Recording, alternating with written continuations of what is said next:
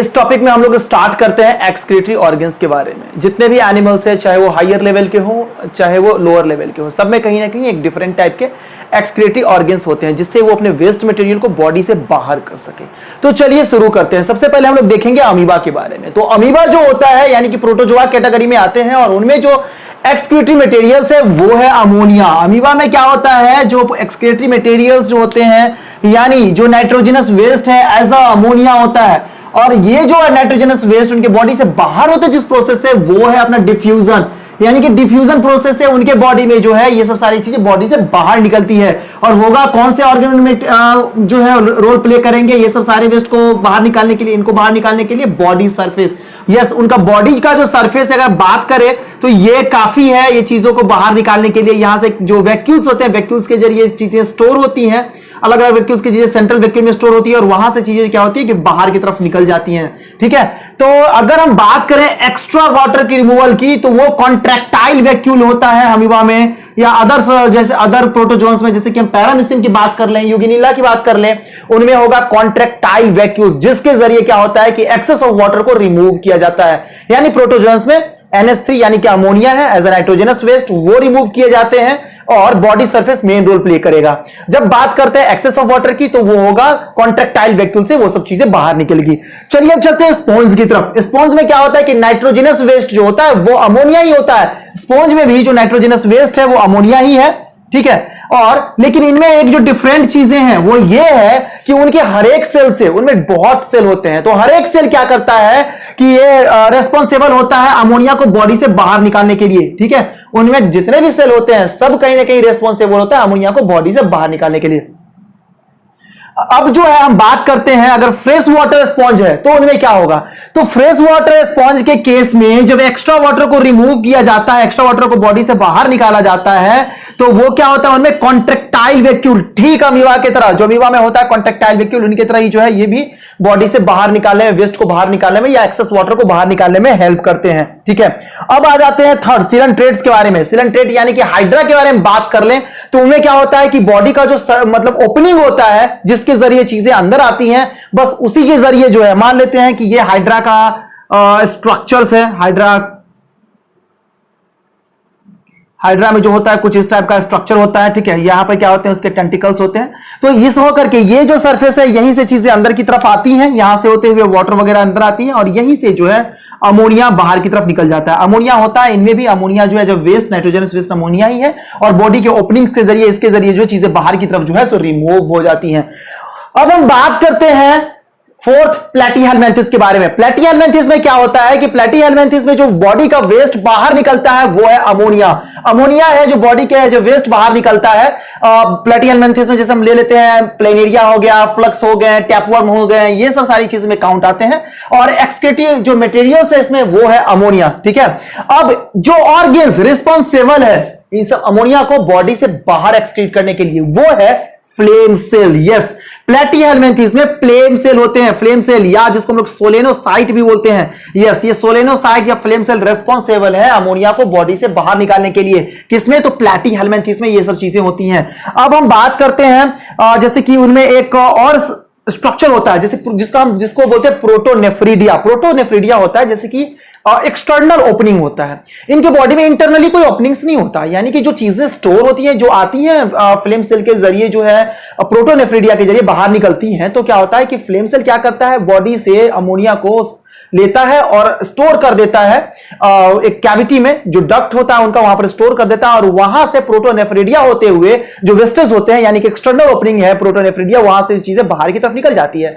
Internally इनके पास कोई opening नहीं होता, तो जो है सो सिर्फ फ्लेम सेल हेल्प करते हैं या जो सोलेनोसाइट है वो हेल्प करते हैं इनके जो वेस्ट है यानी अमोनिया के कलेक्शन में और उनके स्टोरेज में। ठीक है, तो ये चीजें इसमें होगी। अब हम बात करते हैं निमेटोड्स में। निमेटोड्स में यानी कि इसमें आ जाते हैं राउंड वर्म जिसको एस्कैरिस बोला जाता है, एस्कैरिस ये जो है राउंड वर्म, इसमें जो होता है एक्सक्रीटरी स्ट्रक्चर जो है वो है रेनट सेल। रेनट सेल को, रेनट सेल के बारे में हम लोग जानते हैं कि वो क्या होता है, एच शेप स्ट्रक्चर होता है। एच शेप स्ट्रक्चर जो होता है इनमें होता है, और इनके जरिए जो है, इनमें जो पहले क्या होता है, कलेक्टिंग डक्ट्स, बहुत सारे कलेक्टिंग डक्ट्स होते हैं, अपर लोअर कलेक्टिंग डक्ट्स होते हैं, एंटीरियर पोस्टीरियर लेवल पे कलेक्टिंग डक्ट्स होते हैं, और सब सारी चीजें जब स्टोर हो जाती हैं, वेस्टेज स्टोर हो जाते हैं, तब उनमें जो है रेनट सेल का जो ओपनिंग होता है, एक्सटर्नल ओपनिंग, जिसके जरिए जो क्या होता है कि बॉडी के वेस्टेज नेफ्रेडिया में खास करके ये बाहर आ जाते, सॉरी निमेटोड्स में बाहर आ जाते हैं। ठीक है, अब ये एच शेप का होता है, ये टोटली एच शेप का होता है। अब इनमें जो वेस्टेज होता है वो होता है अमोनिया।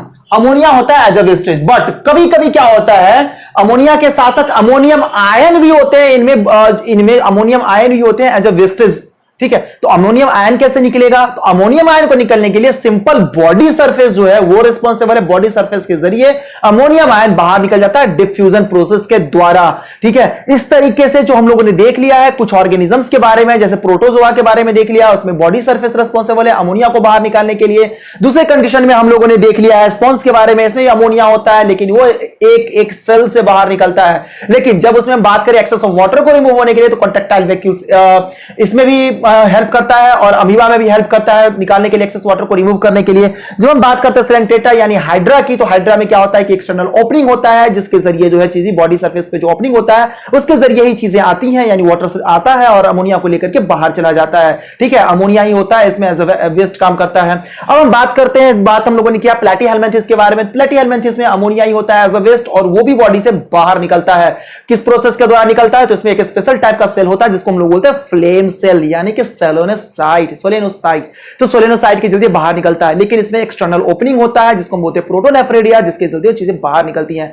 अब जो है यहां पर में जो लास्ट में है वो है अपना निमेटोड्स। निमेटोड्स में क्या होता है, इसमें आते हैं राउंड वर्म वगैरह आते हैं, उसमें क्या होता है स्पेशल टाइप के रेनट सेल होते हैं जो एच शेप स्ट्रक्चर होता है। अगर हम रेनट सेल को देखें तो कुछ इस तरह के वो दिखते हैं,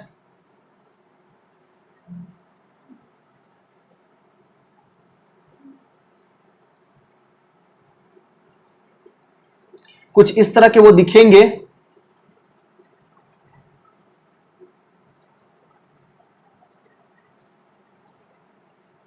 हाँ, इस तरह के वो देखते हैं कुछ रिनेट सेल अपने, और यहां जो है चीजें स्टोर होती है हर तरीके से। यहां से भी चीजें स्टोर होती है, यहां से भी स्टोर होती हैं, जो वेस्टेज इधर से भी आता है और इधर से भी आता है, यहां पर भी सारी चीजें स्टोर हो जाती हैं। यहां पर में होता है इनका स्पेशल स्ट्रक्चर, सेल के न्यूक्लियस होते हैं, ये रिनेट सेल के न्यूक्लियस होते हैं यहां पर में, और यहां से जो वेस्टेज है बॉडी से बाहर निकलता है, इसके जरिए जो है बॉडी से बाहर निकल जाता है। ठीक है, तो इस तरीके से हम लोगों ने इसको देख लिया है। और हाँ, एक है NH3 अमोनिया होता है इसमें नेमेटोड्स में, दूसरा जो अमोनियम आयन होता है वो निकलता है स्पेशल बॉडी सर्फेस के द्वारा। प्रोसेस वही डिफ्यूजन का जो होगा उसके जरिए जो है चीजें बॉडी से बाहर निकल जाती है। अब हम लोग देखेंगे अलग अलग ऑर्गेनिजम्स के बारे में, जैसे कि आर्थ्रोपोड्स वगैरह हैं, उनके बारे में देख लेते हैं कि उनमें जो है कैसे वेस्टेज किस एक्सक्रीटरी ऑर्गन के जरिए बाहर निकलती है। कुछ और ऑर्गेनिज्म में हम लोग देख लेते हैं कि कैसे उनका एक्सक्रीटरी ऑर्गन जो है वर्क करता है। तो सबसे पहले स्टार्ट करते हैं एनेलिडा से। एनेलिडा में क्या है कि ये इसमें आ जाते हैं कुछ ऑर्गेनिजम्स लाइक अर्थवर्म आ जाएंगे, नेरिस आ जाएंगे और लीच आ जाएंगे। इसके साथ बहुत सारे ऑर्गेनिजम्स इसमें फॉल करते हैं। तो क्या होता है कि एनेलिडा क्या करता है कि इनमें स्पेशल टाइप का बॉडी का स्ट्रक्चर होता है जिसके जरिए ये क्या करता है, एक्सक्रीट करते हैं। एक्सक्रीट करते हैं क्या, अमोनिया को एक्सक्रीट करेंगे या नहीं तो यूरिया को एक्सक्रीट करेंगे। तो जिस बॉडी स्ट्रक्चर्स के द्वारा ये एक्सक्रीट करेंगे प्रोडक्ट को, उसका नाम है नेफ्रीडिया। नेफ्रीडिया के जरिए जो है ये क्या करते हैं, एक्सक्रीट करते हैं। नेफ्रीडिया के चलते क्या करते हैं, नेफ्रीडिया बॉडी ऑर्गन्स है इनमें जिसके जरिए क्या होता है, अमोनिया या यूरिया बॉडी से क्या होता है, एक्सक्रीट आउट होता है। अब अमोनिया होगा या यूरिया होगा वो डिपेंड करता है कि अमाउंट ऑफ वाटर कितना है जिसमें ये एग्जिस्ट करे, जिसमें ये सर्वाइव करे, या हैबिटेट उनका है। अगर ये मान लेते हैं कि एक्वेटिक में अगर ये रह रहे हैं तो वहां पर में उस कंडीशन में क्या होगा कि अमोनिया ये एक्सक्रीट करेंगे, क्योंकि अमोनिया को एक्सक्रीट करने के लिए मच अमाउंट ऑफ वाटर की जरूरत है। लेकिन जब वाटर का अमाउंट लेस हो जाए, अगर मान लेते हैं कि ये आ जाते हैं टेरेस्ट्रियल में, अगर ऊपर आ जाते हैं, मड में आ जाते हैं, तो उस कंडीशन में क्या होगा कि वाटर लेस हो जाएगा। और अगर उसको अमोनिया को ज्यादा वाटर नहीं मिला तो फिर क्या होगा, हमारे टॉक्सिक हो सकता है या उनके लिए टॉक्सिक हो सकता है, तो वो फॉर्म चेंज हो जाते हैं यूरिया में और यूरिया एक्सक्रीट करना स्टार्ट कर देते हैं। ठीक है, तो ये होते हैं डुअल एक्सक्रीशन इनमें दिखता है। इनमें क्या दिखता है,